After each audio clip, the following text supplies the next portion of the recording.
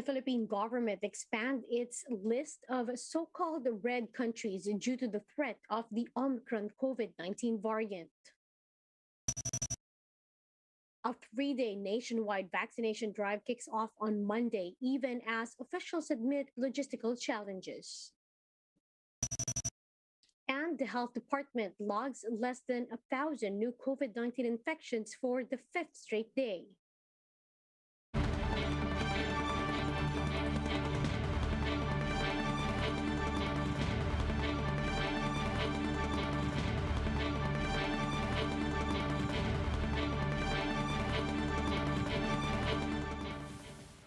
Fast, focused, and fearless. Here's a roundup of stories we're watching now. I'm Riza Diaz.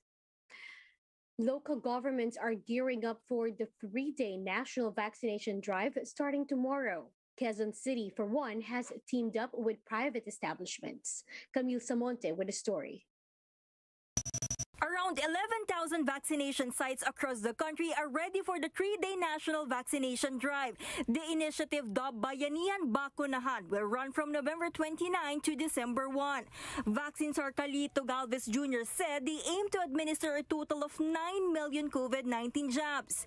The initial target of 15 million shots was adjusted due to a shortage in ancillary supplies and other logistical hurdles. To be realistic, gawin namin mga 3 million yung aming target for the purpose na nakita natin na kinukulang din ng syringes yung ating mga ibang mga Pfizer vaccines na dinideploy natin doon sa mga iba-ibang mga lugar. To achieve the year-end inoculation goal, another vaccination drive for second doses and booster shots is set in December. They will also extend the booster shots for government and economic frontliners. Ang gagawin natin dito sa December 15 to 17 na gagawin natin ng massive rollout is karamihan dito ay yung tinatawag nating second dosing at saka most likely baka i-open na natin yung boosters for our government frontliners and economic frontliners. Officials also assure the public that they are ready to accommodate more people once they exceed the target. Meanwhile, local governments are making sure that they are ready for the inoculation drive. Quezon City, which aims to jab 50,000 residents daily, has teamed up with private establishments for additional vaccination sites. We have already secured the cooperation of about 11 or 12 malls. We also have generated some support from the private sector and the medical teams as well that come from the private sector who will be assisting us. So we're pretty much prepared for these 3 days. Mayor Joy Belmonte added that a fast food chain has also offered some of its stores. Even those not residing in Quezon City are welcome to get their shots to assist other LGUs with supply and manpower issues. We are also opening up our city to other LGUs who may need to have their citizens vaccinated and may not have enough manpower or enough vaccine supplies in their respective LGUs. We welcome them here in Quezon City as well in those next 3 days of the campaign. So far, officials said over 80 million COVID-19 vaccines have been administered across the Philippines. For News 5, Camille Samonte, we are One News. The IATF is tightening up border controls as it expands the red list of countries effective today until December 15. The task force also included Austria, Czech Republic, Hungary, the Netherlands, Switzerland, Belgium, and Italy to the list. Inbound international travel of all persons, regardless of vaccination status, coming from or who have been to these countries is not allowed. Now, as for travelers coming from Hong Kong, acting presidential spokesperson Carlo Dograles said they shall comply to the quarantine and testing protocols for yellow list countries. Note that Hong Kong has already detected at least 2 cases of the Omicron variant. Now, more adjustments in the country's COVID-19 protocols are expected amid the threat of the new variant. Vaccine czar Carlito Galvez says the IATF has held a meeting for a new set of proposed border restrictions. The government is also considering pushing back Metro Manila's downgrade to Alert Level 1 next month amid fears of the new variant. They are likewise eyeing to reimpose the mandatory wearing of face shields, among other measures against the virus. Sa ngayon, considering that we have the variant, it will change everything. So magkakaroon tayo ng recalibration kung ano yung gagawin natin, and most likely kung ano yung ginawa natin previously doon sa ginawa natin sa Delta, which we successfully made our pandemic response. Now, here are the latest on the Omicron variant abroad. Australia has confirmed its first 2 cases of the Omicron variant. Health officials in the New South Wales detected the variant after testing 2 passengers from Southern Africa who flew to Sydney. Both individuals were reportedly asymptomatic, fully vaccinated, and in quarantine. Some 12 more passengers from Southern Africa in the same flight did not test positive for COVID-19 but have been placed under quarantine.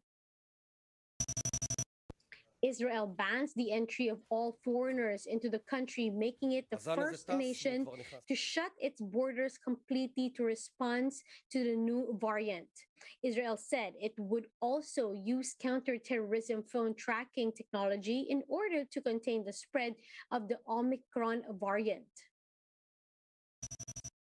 Meanwhile, the United States praised South Africa for quickly identifying the new variant and sharing the information with the world. U.S. Secretary of State Antony Blinken said the actions of South African scientists and government should serve as a model. Recall that the U.S. had accused China of waiting too long before sharing crucial information about the COVID-19 outbreak. Meanwhile, the health department logs 838 new COVID-19 infections. This brings the total caseload to 2.83 million, 16,600 of which are still active. At least 13 duplicates were removed from the case count. 156 more people died of the virus, pushing the nationwide death toll to more than 48,300. 117 of which were just reclassified from recoveries after validation. Survivors, meanwhile, are now at 2.76 million, with over 1,200 new recoveries logged today. 2.4% of some 34,200 people recently tested for COVID-19 turned out positive.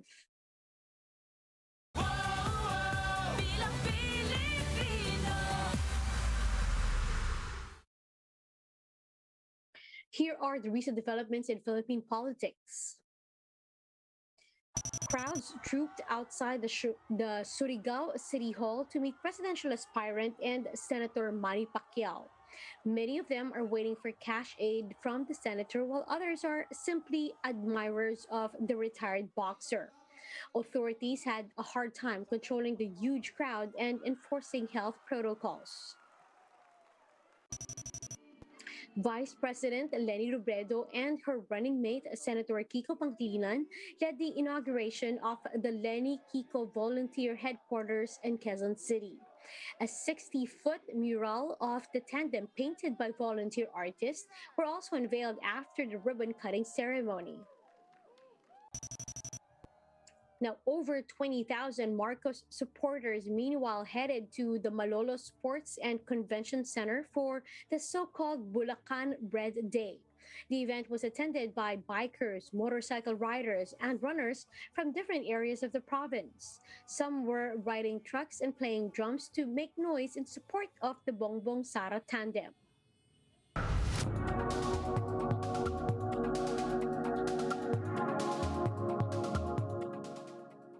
Having trouble chewing? Well, a Japan firm is selling a $410 deli softener machine, which allows people to enjoy home-cooked meals even in their later years. Bloomberg takes us to Kyoto, Japan to test out the machine. Let's watch this.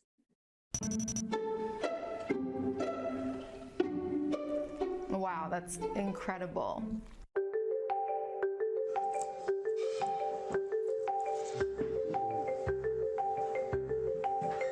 We're here in Kyoto to check out a soft food machine. It's supposed to help the elderly and anyone else who has trouble chewing.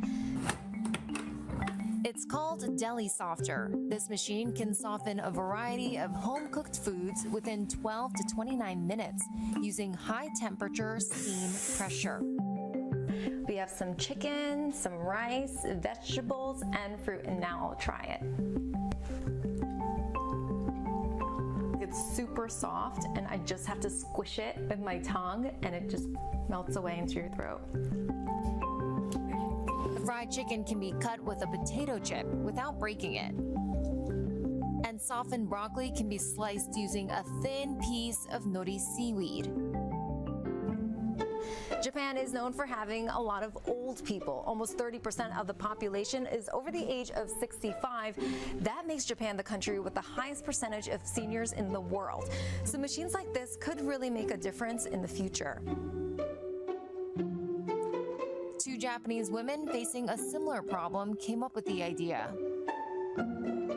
うちのおばあちゃんは徳之島で116歳までこのように生を受けてうちの母の作ったもので私は天国に行くんだっていうところをずっと言われていて、食べる喜びは生きる喜びっていうところをずっと言われてたおばあちゃんでした。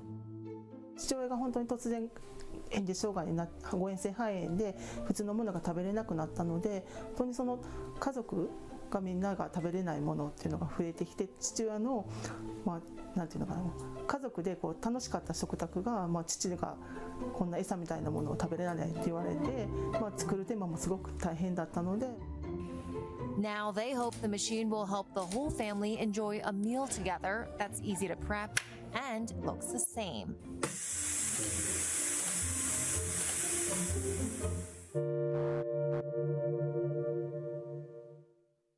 And for more updates, visit News 5, The Philippine Star, and Business World Online. Visit our website, onenews.ph, for more in-depth analysis.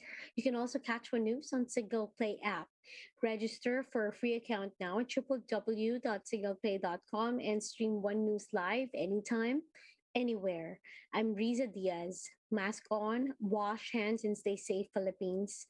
We are One News.